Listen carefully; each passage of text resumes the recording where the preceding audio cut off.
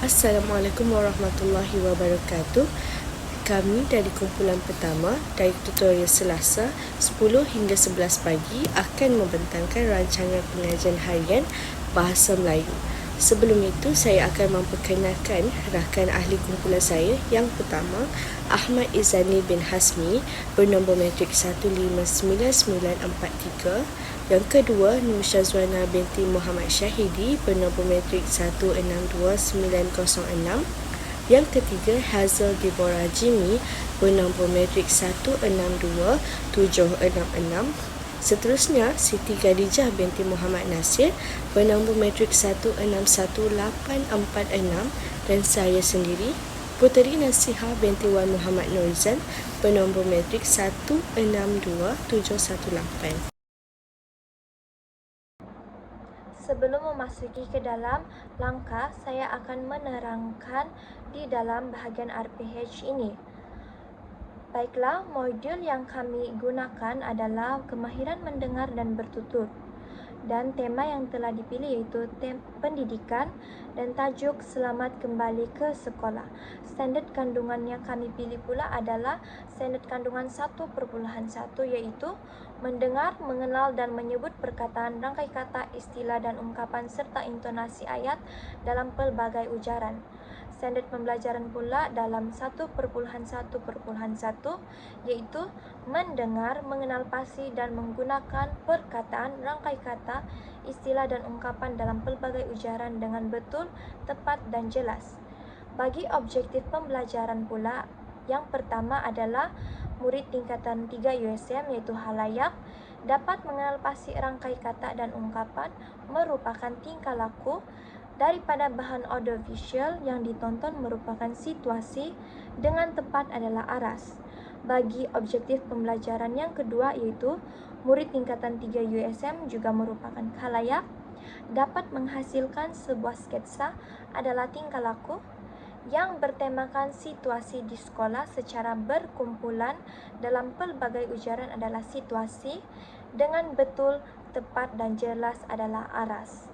Bagi elemen merentas kurikulum, kami dapati adalah kreativiti dan inovasi, nilai murni, bertanggung jawab dan bekerja sama, dan juga teknologi maklumat dan komunikasi.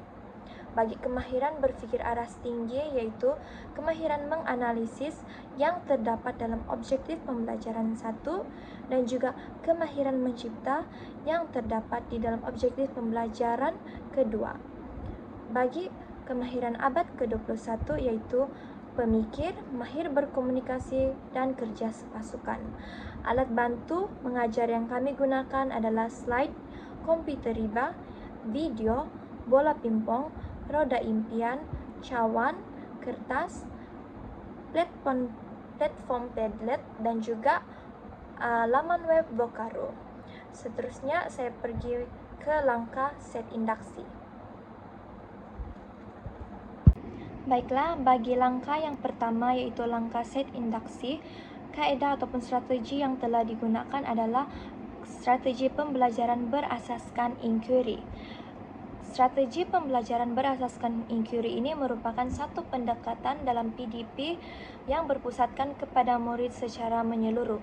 Murid akan berusaha untuk menyelidiki sesuatu maklumat ataupun perkara secara analisis dan realistis untuk mendapatkan atau mencari jawapan kepada persoalan. Contohnya, dalam langkah set induksi ini, murid akan berusaha untuk mencari dan mengenal pasti rangkai kata dan ungkapan dalam cerita yang telah disampaikan oleh guru. Kemudian apabila murid dapat mengenal pasti, murid akan dapat menyenaraikan rangkai kata dan juga ungkapan yang terdapat dalam cerita tersebut. Bagi kemahiran abad ke-21 iaitu pemikir, murid akan berusaha untuk berfikir, mencari dan mengenal pasti rangkai kata atau ungkapan yang terdapat dalam cerita tersebut dengan berasaskan pengetahuan sedia ada murid. Dan alat bantu mengajar yang digunakan pula adalah proyektor dan juga laptop untuk memaparkan cerita pendek yang bertajuk Air Muka Budi. Seterusnya, saya serahkan kepada rakan pembentang saya. Okey, seterusnya saya akan meneruskan pembentangan RPH dengan langkah yang kedua, iaitu langkah penerangan. Okey, di mana dalam langkah penerangan ini kami menerapkan beberapa strategi atau pendekatan yang kami gunakan. Yang pertama ialah teknik soal jawab. Okey, dalam teknik soal jawab ini digunakan dengan cara guru mengemukakan soalan-soalan yang berkaitan dengan isi pelajaran dan pelajar dikehendaki untuk memberikan maklum balas yang sewajarnya terhadap soalan yang dikemukakan. Teknik ini diterapkan di dalam aktiviti pembelajaran yang pertama, iaitu murid menjawab soalan-soalan terbuka yang diberikan oleh guru untuk merangsang pemikiran sedia ada mereka. Okey, yang kedua ialah pendekatan modular. Bagi pendekatan modular, guru akan memecahkan kemahiran kepada unit-unit kecil, iaitu dalam bentuk bidang, tajuk ataupun kemahiran dan nilai. Di mana modul mendengar diterapkan di dalam aktiviti pembelajaran yang kedua, iaitu murid mendengar penerangan guru tentang konsep, jenis dan contoh bagi rangkai kata dan ungkapan di dalam pelbagai ucaran. Manakala modul bertutur pula diterapkan di dalam aktiviti yang ketiga, iaitu murid menyebut dua contoh rangkai kata dan juga ungkapan lain yang terdapat di dalam minda mereka. Okey, bagi pendekatan yang ketiga yang kami gunakan ialah pendekatan pembelajaran berpusatkan murid, di mana murid akan berinteraksi dan menguasai kemahiran belajar mengikut keupayaan mereka sendiri. Kaedah ini diterapkan di dalam aktiviti yang keempat, aktiviti pembelajaran yang keempat, iaitu murid memberi maklum balas terhadap penerangan guru. Okey, sekarang kita masuk kepada kemahiran abad ke-21 yang kami terapkan. Yang pertama ialah pemikir, di mana murid akan menjana soalan dan juga bersifat terbuka kepada perspektif, nilai dan tradisi individu. Di mana kemahiran ini diterapkan di dalam aktiviti pembelajaran yang pertama, iaitu murid menjawab soalan-soalan terbuka yang diberikan oleh guru dengan merangsang pemikiran sedia ada murid.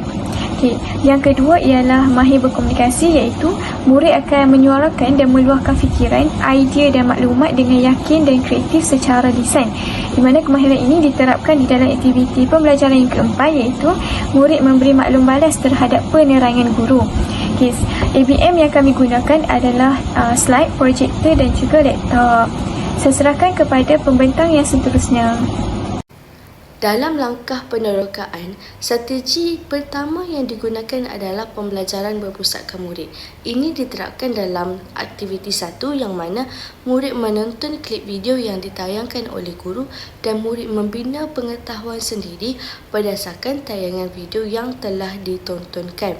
Kemudian teknik soal jawab. Ini diterapkan dalam aktiviti 2 yang mana guru memberikan soalan kepada murid.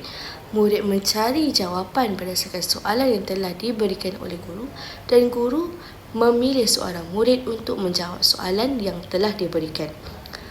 Yang ketiga adalah pendekatan didik hibur yang mana ini diterapkan dalam aktiviti 3 hingga 5. Murid perlu memainkan permainan nasi padan sambil mencari jawapan berdasarkan soalan yang telah diberikan oleh guru. Objektif pembelajaran yang diterapkan dalam langkah penerokaan adalah objektif pembelajaran yang pertama, iaitu murid tingkatan 3 USM dapat mengenal pasti rangkai kata dan ungkapan daripada bahan audiovisual yang ditonton dengan tepat. Elemen merentas kurikulum adalah nilai murni dan bahasa. Ini boleh dilihat berdasarkan tayangan video menggapai cita-cita dan juga lirik-lirik serta bahasa yang ada dalam tayangan video tersebut akan diterapkan kepada murid. Kemudian, kemahiran berfikir aras tinggi adalah menganalisis yang mana berdasarkan aktiviti 2 hingga 6, murid perlu menganalisis, mencari jawapan berdasarkan soalan guru dengan memainkan permainan nasib badan serta perbincangan bersama rakan-rakan. Kemudian kemahiran abad ke-21 adalah mahir berkomunikasi dan pemikir. Kemahiran ini diterapkan melalui aktiviti 2 hingga 6 yang mana murid perlu menjawab soalan daripada guru, bermain permainan nasib badan, dan mana komunikasi akan berlaku di antara guru dengan murid, murid dengan murid, dan juga mereka akan berfikir tentang jawapan-jawapan yang perlu dirungkaikan berdasarkan soalan yang telah diberikan oleh guru.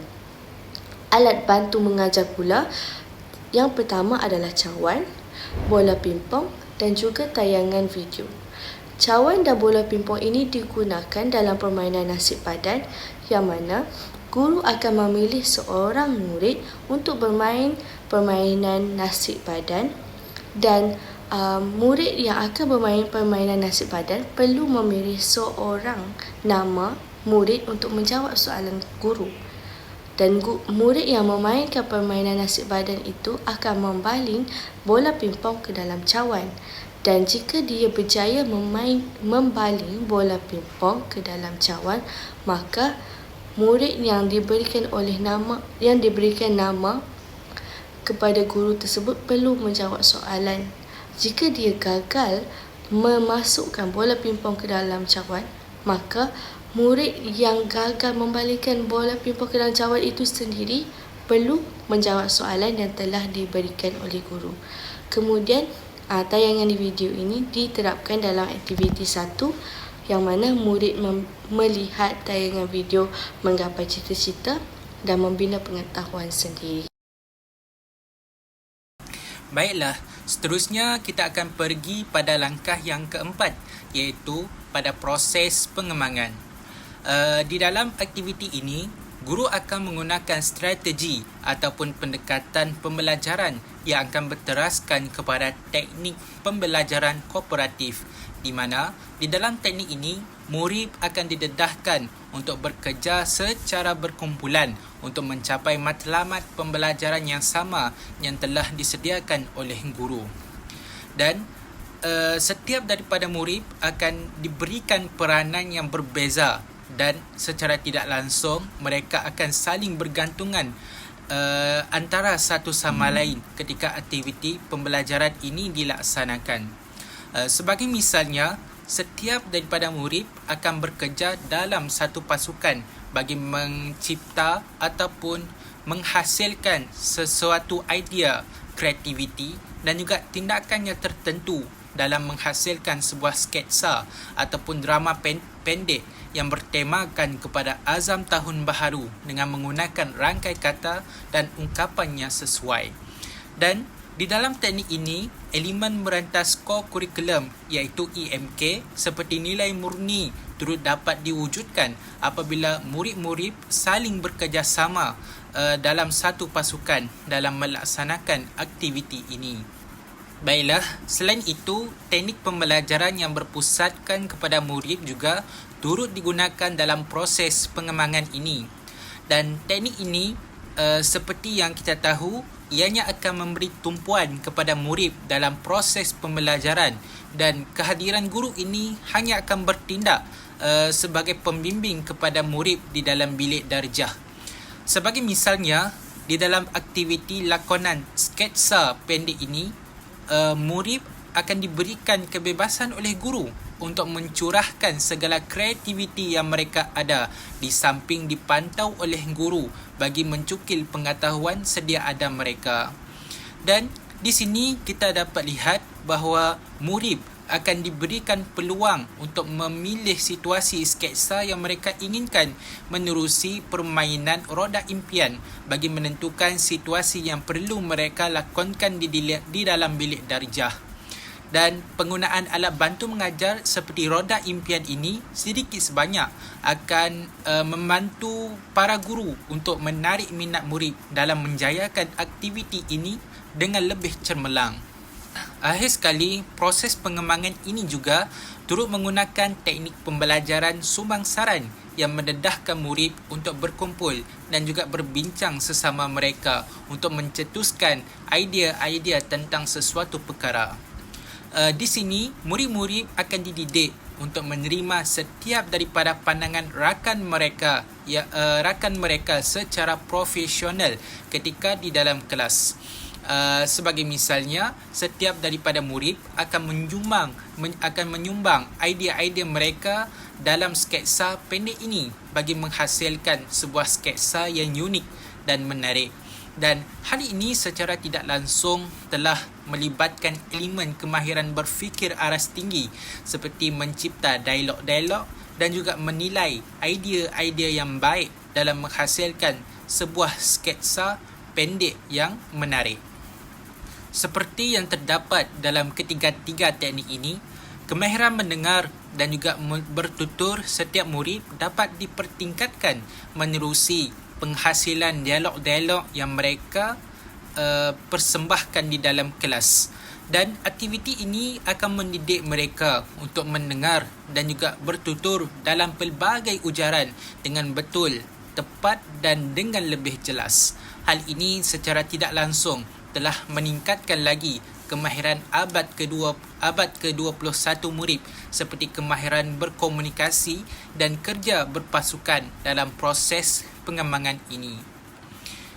Baiklah, seterusnya saya akan menyerahkan pembentangan ini kepada rakan saya yang lain. Seterusnya ialah langkah 5 iaitu aktiviti pengukuhan dan pemulihan. Aktiviti pengukuhan melibatkan murid bekerjasama dalam kumpulan untuk merakam podcast mini di mana mereka akan membincangkan penggunaan rangkai kata dan ungkapan tertentu. Strategi pengajaran yang digunakan dalam aktiviti ini termasuklah pendekatan kooperatif yang membolehkan murid berinteraksi dan belajar secara kolaboratif. Strategi kedua ialah pendekatan didik hibur yang menjadikan pembelajaran lebih menarik dan kreatif. Manakala strategi ketiga iaitu pembelajaran berpusatkan murid di mana murid diberi kebebasan untuk menghasilkan kandungan mereka sendiri mengikut kreativiti masing-masing. Elemen merentas kurikulum EMK yang diterapkan dalam aktiviti ini termasuklah teknologi maklumat dan komunikasi TMK yang memperkayakan lagi pengalaman pembelajaran dengan integrasi teknologi di mana murid perlu menggunakan platform Vocaro untuk menghasilkan rakaman suara dan platform Padlet untuk berkongsi hasil rakaman suara mereka dengan rakan-rakan yang lain. Selain itu, elemen kreativiti dan inovasi turut diterapkan di mana murid akan menghasilkan bahan pembelajaran yang lebih kreatif mengikut kreativiti setiap kumpulan. Seterusnya ialah kemahiran berfikir aras tinggi KHEBAT yang dipilih ialah menganalisis di mana murid diminta untuk menganalisis dan membincangkan rangkai kata serta ungkapan secara kritikal. Aktiviti ini juga menyokong pembangunan kemahiran abad ke-21 KAK ke-21 khususnya dalam kemahiran komunikasi dan pemikiran kritikal. Murid belajar untuk mengutarakan ataupun melontarkan idea ataupun pandangan mereka dengan jelas dan bekerjasama dalam kumpulan.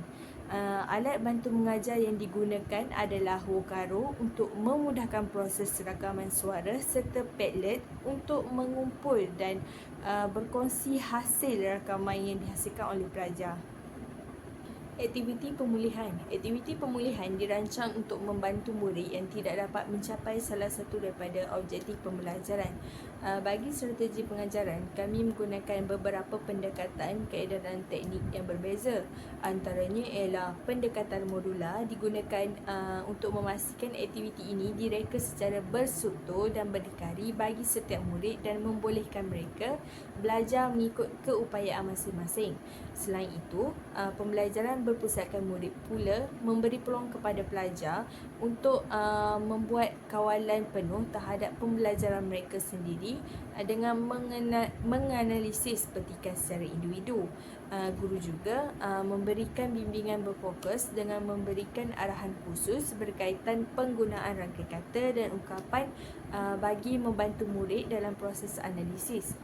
Dalam aspek EMK, Kreativiti dan inovasi diberi penekanan dengan memberi peluang kepada murid untuk menghasilkan analisis yang unik dengan menggunakan rakaman suara. Ianya merupakan salah satu kaedah yang inovatif untuk menyampaikan pemahaman mereka berkaitan topik pembelajaran. Kemahiran berfikir aras tinggi KBITE juga diterapkan dalam aktiviti ini di mana murid dikehendaki menganalisis dan menerangkan rangkai kata dan ungkapan dalam petikan serta melibatkan kemahiran seperti analisis dan aplikasi konteks. Kemahiran abad ke-21 turut ditekankan terutama dalam aspek pemikir dan mahir berkomunikasi.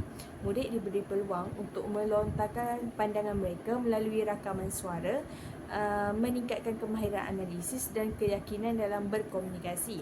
Akhir sekali, alat bantu mengajar yang digunakan termasuklah Vocaro iaitu laman web, rakaman suara yang mesra pengguna, menjadikan proses rakaman dan penyampaian suara lebih mudah dan berkesan untuk murid. Selain itu, Padlet juga turut digunakan sebagai platform digital untuk mengumpul dan berkongsi rakaman setiap murid. Itu sahaja daripada saya. Saya serahkan kepada rakan pembentang yang seterusnya. Kita masuk kepada langkah yang terakhir iaitu langkah ke-6 iaitu rumusan, di mana kami menggunakan dua strategi iaitu pembelajaran berpusatkan murid dan teknik soal jawab. Pembelajaran berpusatkan murid di mana strategi ini diterapkan dalam aktiviti pembelajaran yang pertama, di mana dua orang murid akan dipilih untuk memberikan refleksi pembelajaran, dan manakala teknik soal jawab diterapkan dalam aktiviti pembelajaran yang kedua, iaitu murid menjawab beberapa soalan yang dikemukakan oleh guru secara lisan, dan aktiviti yang ketiga iaitu murid mendengar guru merumuskan topik pembelajaran pada hari tersebut. Kemahiran abad ke-21 yang kami terapkan adalah pemikir dan mahir berkomunikasi, di mana kemahiran pemikir diterapkan dalam aktiviti pembelajaran yang pertama, iaitu dua orang murid akan dipilih untuk memberikan refleksi pembelajaran, dan kemahiran berkomunikasi diterapkan dalam aktiviti pembelajaran yang kedua, iaitu murid menjawab beberapa soalan yang dikemukakan oleh guru. Berikut merupakan lampiran yang kami gunakan. Yang pertama daripada DSKP Bahasa Melayu tingkatan 3, dan yang kedua daripada RPT, Rancangan Pengajaran Tahunan Bahasa Melayu tingkatan 3 2023-2024, dan buku teks Bahasa Melayu tingkatan 3 muka surat 2. Itu sahaja daripada kumpulan kami. Sekian, terima kasih.